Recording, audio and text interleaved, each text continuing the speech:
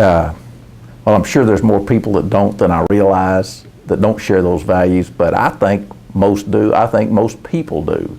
I think sometimes organizations bring out the worst in us instead of the best in us, or situations bring out the worst in us instead of the best in us. But I think most people want to do what's right and want to do what's fair and want to do what's just.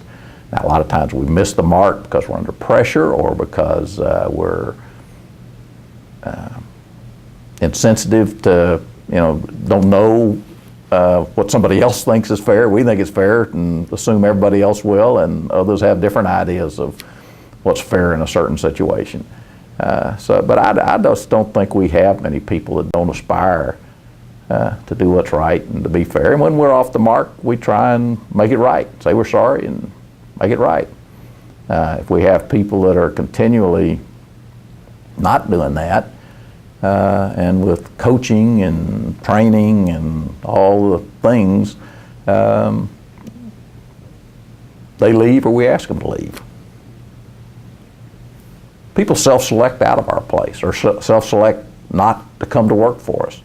We had a sort of an example of that my secretary now, Patricia Martin, came to work for us 7 or 8 years ago, I guess it was, and she didn't come to work directly for me at the time, but we had a process where we brought in, I don't know, a dozen or so candidates at the same time and had a group interview to sort of orient them to the company and what the deal was all about.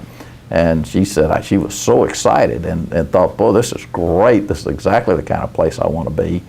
But as she was walking out, some of the other people were saying, this is weird. I wouldn't work here on a bet.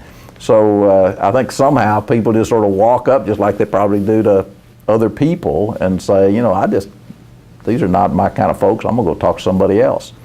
And sometimes they got to come to work for us for a while before they figure that out, or we figure it out. But that's rare, I think.